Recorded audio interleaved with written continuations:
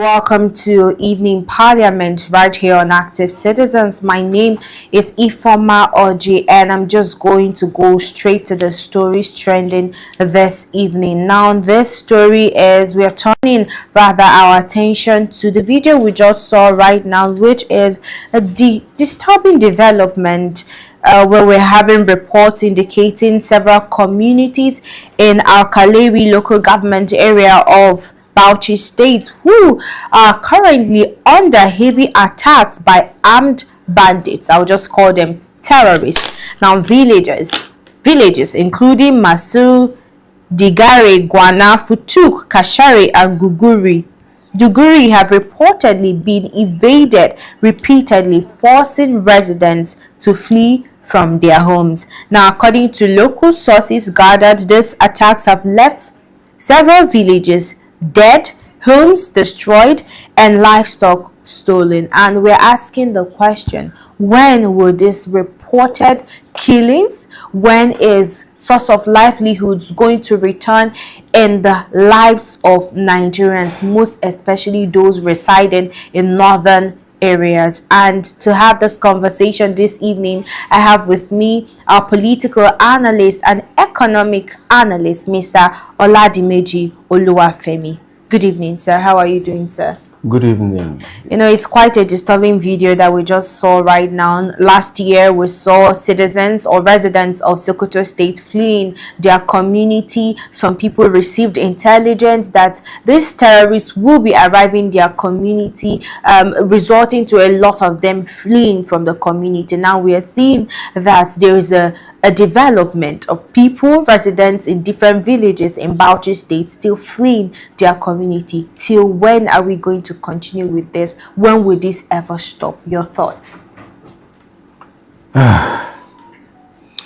This is one too many. You know, I was asking myself if actually we are at war. I think we are at war. We're at war with ourselves. I learned that over 10,000 terrorists are operating within Bauchi area and Yola. And as you know, resultantly made thousands of villages deserted and villagers scampering for safety. Some adopted, later rescued, few later rescued. But as we speak, now the funny thing, Ifeoma, is that this is not just one community attack. These are several communities under attack simultaneously in a country where you have budgeted a humongous sum of money for security. In a country where, you know, we continue. In a country where you have the GCFR, the Grand Commander of the Federal Republic of Nigeria. You know, I'm still trying to heal myself and bring myself out from the news I just got earlier today of that youth copper whose chest was trampled upon. I learned he's dead now. And 10 million down the drain in the bid to rescue him from his adopters. So, look, Ify, I don't know what Nigerians are thinking right now within their minds, but I'm telling Nigerians right now that we are residing within a complete insecure environment where the government is completely incapable, deliberately incapable of protecting the lives, the properties of poor Nigerians. I learned that they're even cutting away with their goods. It's unfortunate in this country. It's quite unfortunate. It's even taking me back to 2018 when the present administration and President Bola Ahmed Tinubu, to be precise, kind of tweeted on Twitter, and he was addressing Goodluck Jonathan. He was telling him that if he can't address insecurity, if he can't protect the lives and properties of Nigerians, that he should step down. It means that he is incapable and incapacitated to to govern Nigeria, and the same thing now is happening right now. But we discussed this particular topic last year, and I'm like, this table has turned right now. Why do we still have the president of the Federal Republic of Nigeria campaigning rigorously?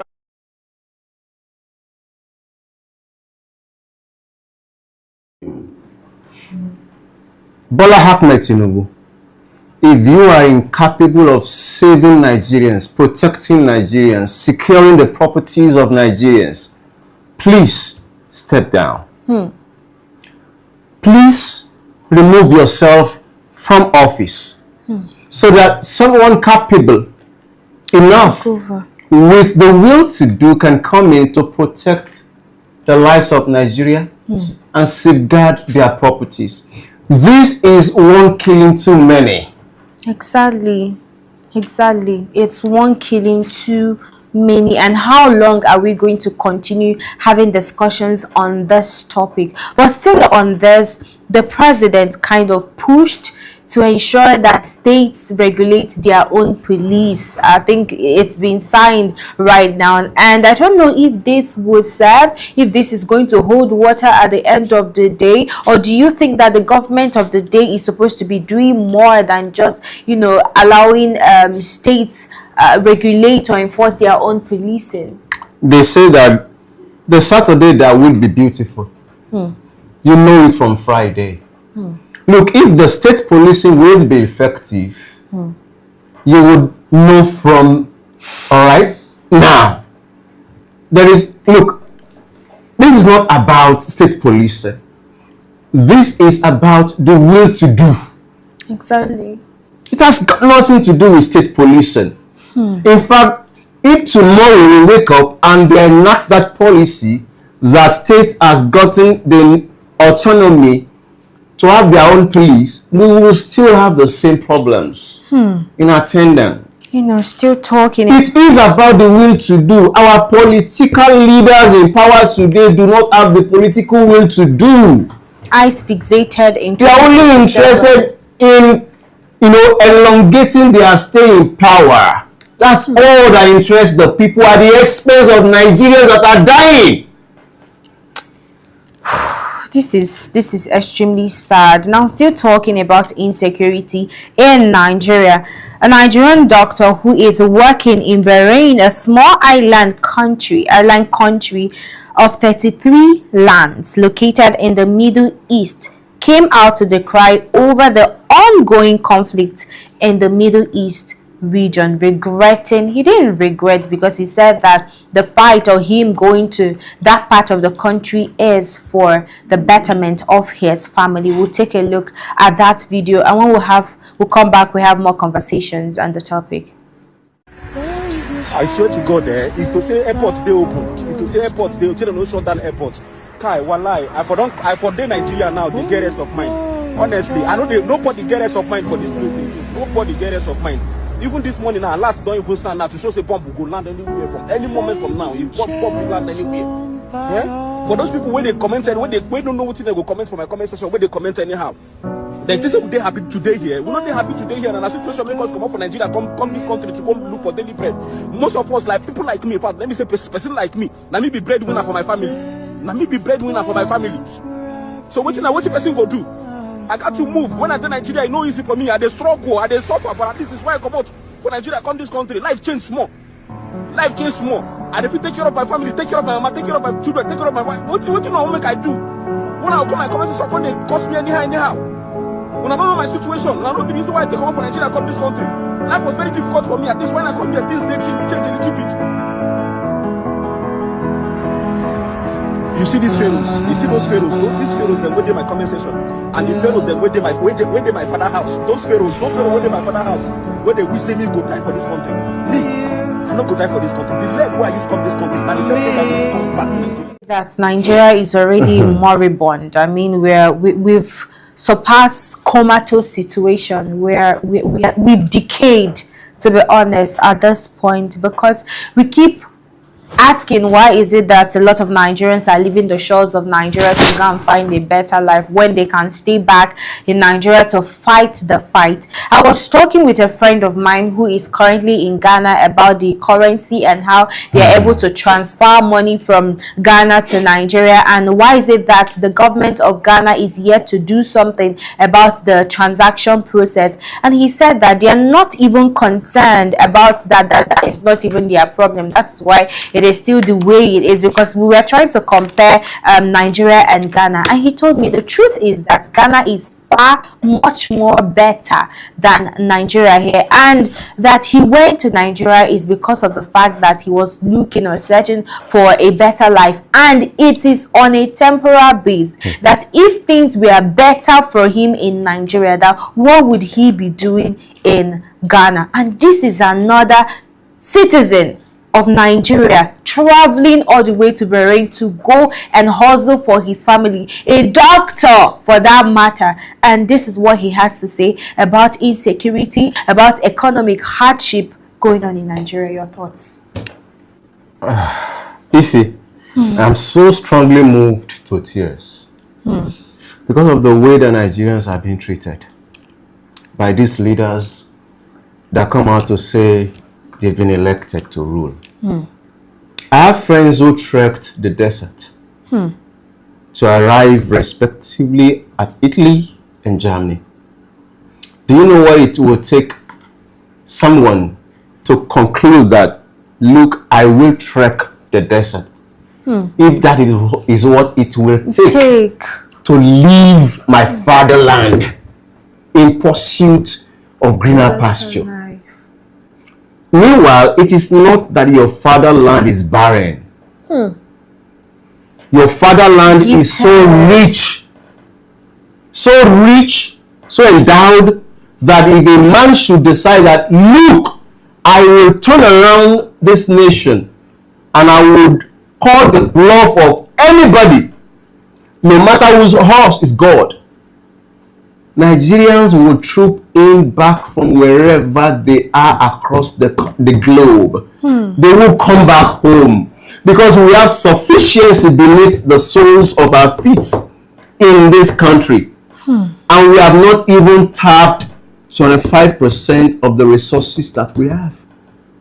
Ajaokuta is lying fallow there. There are so many of our resources that are underutilized.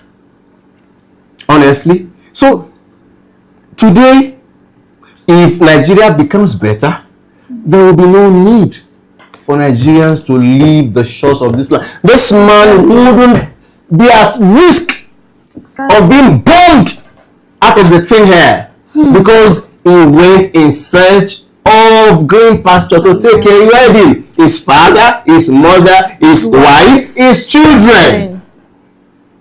And he is not the only one. There are thousands, millions of Nigerians outside with the same plight. But we have politicians that are completely indifferent, insensitive, wicked, to the extreme, that the only thing that concerns them is how to stay in power and how to dip their hands continuously in the cookie jar. You know, it's quite devastating. I wouldn't lie, it is. I remember when the president came out, he traveled to Abu Dhabi, traveled to UAE, named them different countries, and he was trying to tell them to come back to Nigeria and invest. Now, how can these people who are not even safe where they are right now, who are literally scavenging to survive, come and invest in a country that is already dead to the ground, that has decayed completely? You ask, why did they go there? You mentioned your friend your friends that trekked just to have a better life, just to seek a better life. Why were they pushed to that extent of trekking, if he has to take trekking for them to get there, for them to change the lives of their family. It is the story, devastating and sad story, that we hear every single day, and we are asking, till when is this going to continue? Till when are Nigerians going to keep on suffering? Till when is the economic hardship going to come to an end? Till when is insecurity going to become, a thing of the past? How long? How long exactly? But let's take our last story for the evening, which is Nobel laureate Wole Soyinka on Wednesday leading members of the Pirates confraternity to pay their last respect to renowned scholar Biodun Jeyifo. Let's take a look at the video.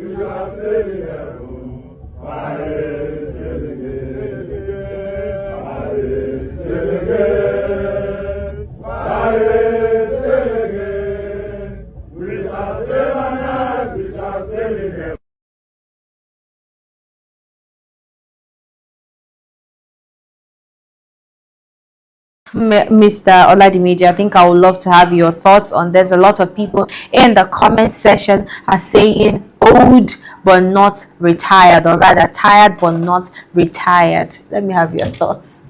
Wole Soyinka is a Nobel laureate, no doubt.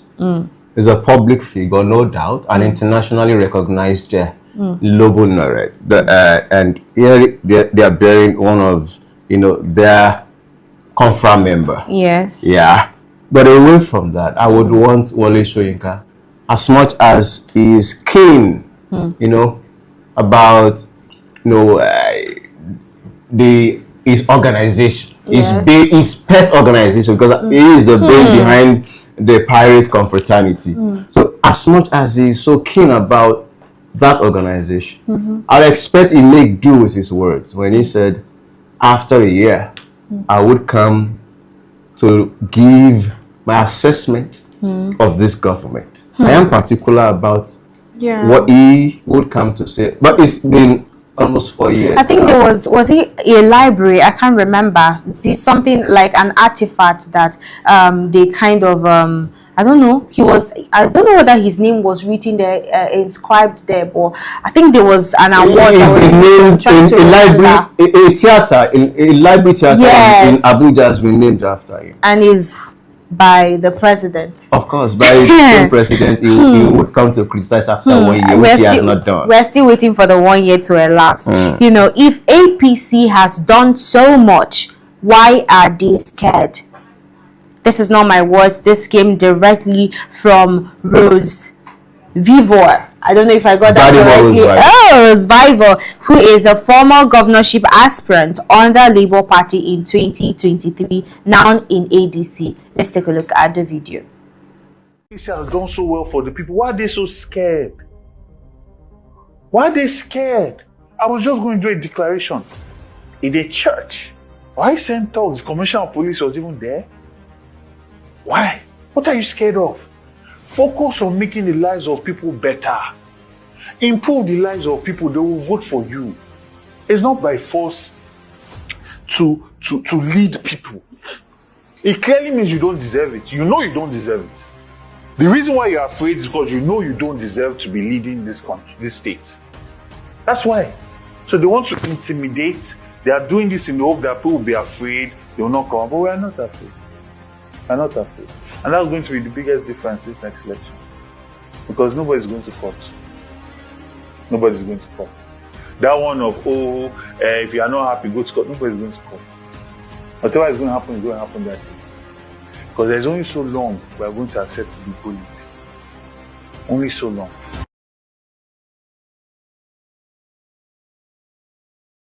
Lives of those or improve the lives of Nigerians, and they would vote for you. Coming directly from Rhodes Vivur, and I'll have your thoughts on that, Mr. Oladimeji, briefly. Spot on. When you improve the lives of the people, look, there is no campaign material that is so potent as improving the lives of the people. And I'll give you one. Go to Abia State. The man, I don't think the man had put up a poster here. And every politician, rather, the Kanus of this world in Abia State, who dared to come out against him, had met, exactly, serious critics and agitation by the people. The people will take up your fight, just treat them right. Exactly. And what is APC afraid of? APC is constantly afraid of the people. Abacha was always afraid of the people before he died. And he would ask Al Mustafa, are we still in power every morning? It's not a joke. Because they know that the people originally hold the power. The day they come to the realization that we hold it, it's the end for the politicians. And that is why Rufai Oseni of Arise News said that is the reason why they created the lacuna in the Electoral Act of 2022, which is supposed to be amended, and originally e-transmission of election results. But I think this is where we're going to call it a wrap on Evening Parliament right here on Active Citizens. My name is Ifoma Oji, and I did this alongside Mr. Oladimeji Oluwafemi. Thank you so much for doing this with me. Always and my then pleasure. To you, our VIP viewers, if this is your first time watching, this is Evening Parliament right here on Active Citizens. And if you're yet to like, comment, and share, the time is now. We'll see you tomorrow, where we're having top trending stories. Tomorrow morning, a serious guest will be attending our show, or is invited. He will be speaking tomorrow concerning a very controversial issue in Nigeria at the moment. And please, you don't need to miss it. You don't need to miss it for anything in the world. We have 9 a.m.